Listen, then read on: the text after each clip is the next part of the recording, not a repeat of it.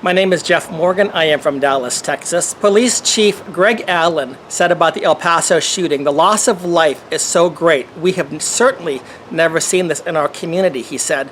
"We pride ourselves on the fact that we are so safe. Certainly, this community is rocked and shocked and saddened by what happened here."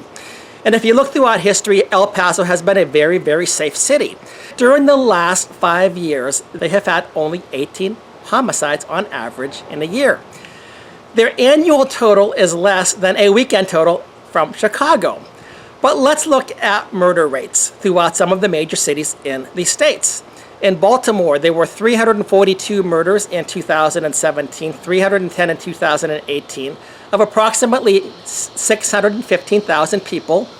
Baltimore had a murder rate of approximately 56 per 100,000. That was one of the highest in the United States.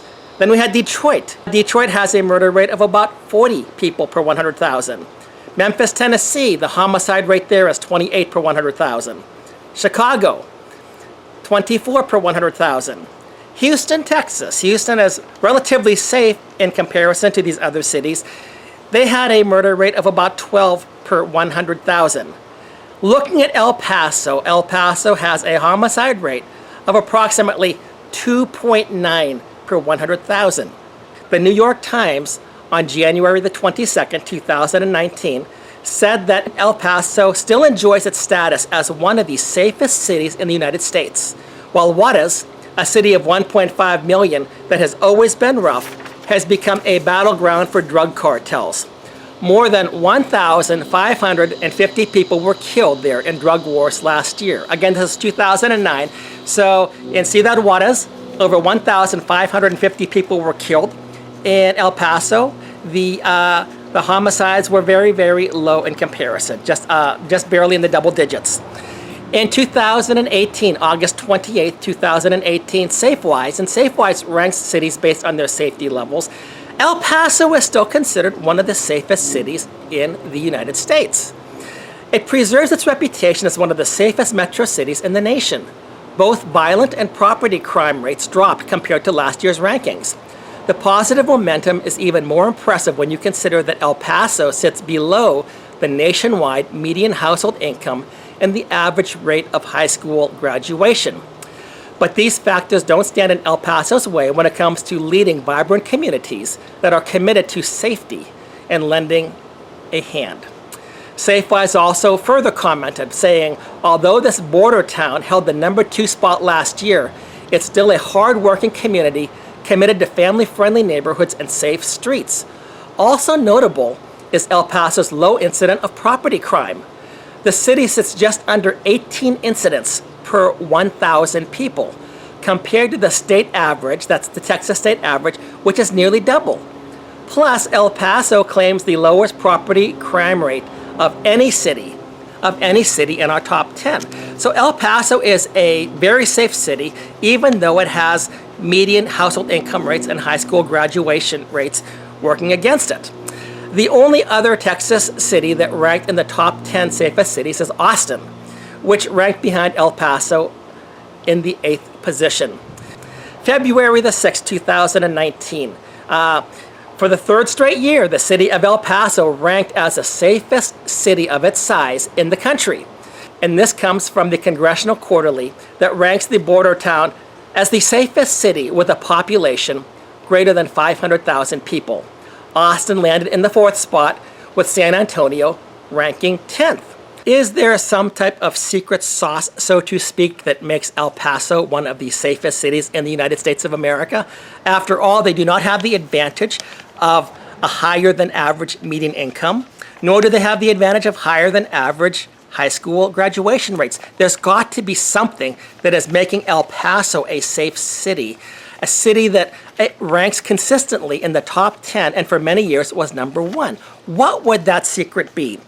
Earlier in February of this year, I spoke with Mike McManus. Mike McManus is the founder of Marriage Savers.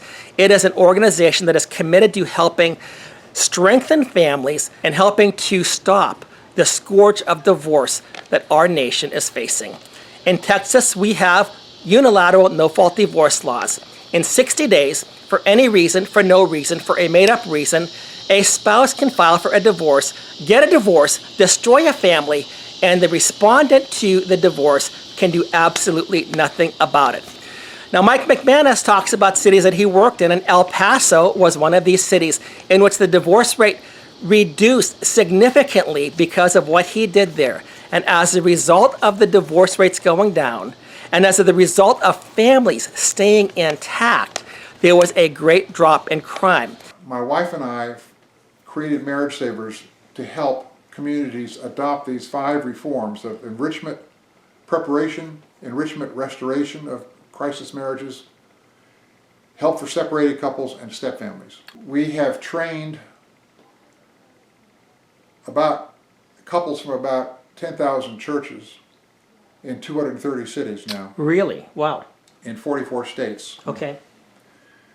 To adopt these reforms. Okay. An independent study of our work found that on average, in 7 years, the divorce rate for the whole city drops by 17.5%. For the entire city? You're not talking about just the church, the city? Yes, no, I'm talking about the county. Okay, okay, got it, okay. It's actually bigger than the city typically. Yes. Mm-hmm. We have had nearly 1/10 of our cities cut the divorce rates by 50% or more. What are the top cities that this is actually taking place in? Well, El Paso, from 1996 through 2001, cut its divorce rate by 76.5%. That's the biggest drop we've had anywhere. Wow. So any other? Austin is another one. Okay. That dropped 50%. Okay. Now, what's particularly interesting is that the crime rate in El Paso in 4 recent years was the lowest in the United States. I think I know where you're going with this. Intact families help to reduce crimes. Yes. If more kids are being brought up by their own parents, they're not going to become delinquent. And 4 straight years, the lowest divorce rate, lowest crime rate in the United States. And Austin, which cut its divorce rate by 50%, had the 4th lowest divorce rate. See, I've never heard this before. 4th lowest crime rate, pardon me. I've never heard this before. Why are these things not being talked about? Because you haven't publicized them. Well, they will be out there now. Good.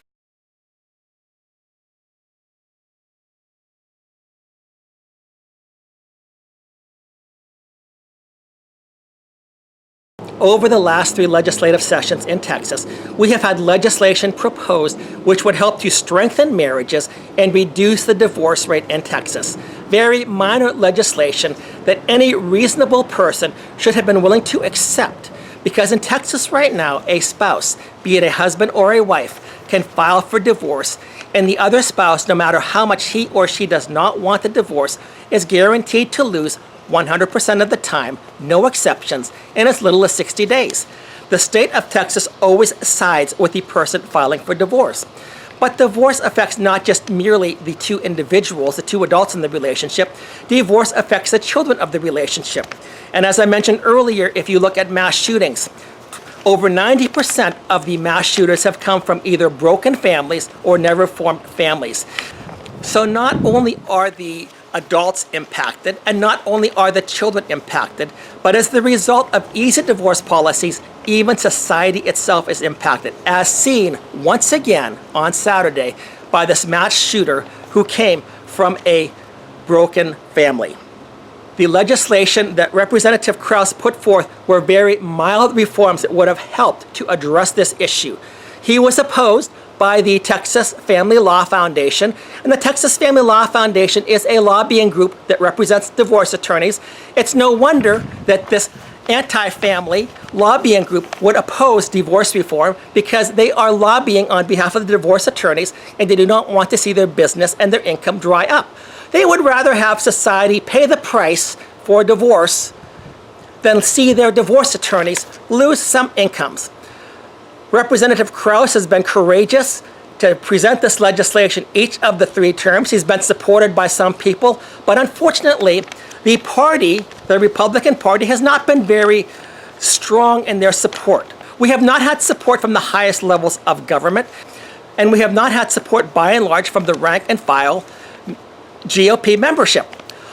At the same time, the Democrats have completely opposed it by and large. there have been a couple of individuals who are for the repeal of no-fault divorce, but the Democrats, by and large, do not want to see no-fault divorce be eliminated.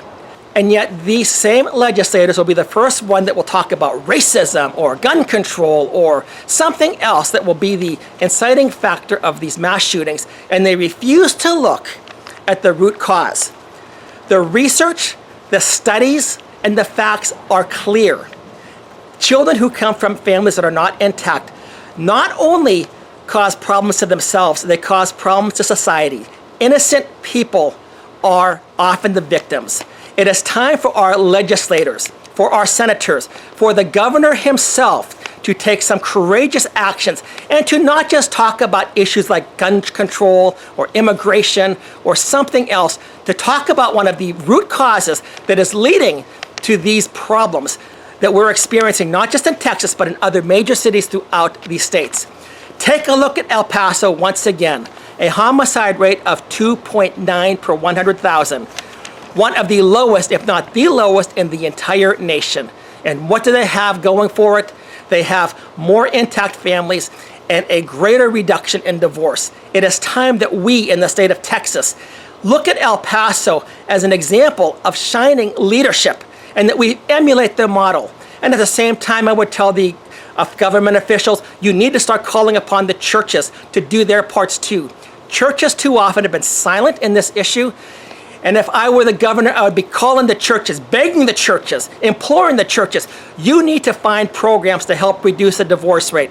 And at the same time, Governor Abbott, you should be seeking to repeal these laws which permit unilateral, forced, no-fault divorce, divorce on demand, divorce for any reason, divorce for no reason, divorce that destroys family in as little as 60 days, and the respondent has absolutely no defense. You should be seeking to repeal this. And this Texas Anti-Family Law Foundation, they should be exposed for what they are. They would much rather protect the business and financial interests of their divorce attorneys than care for what is happening to innocent people throughout our society.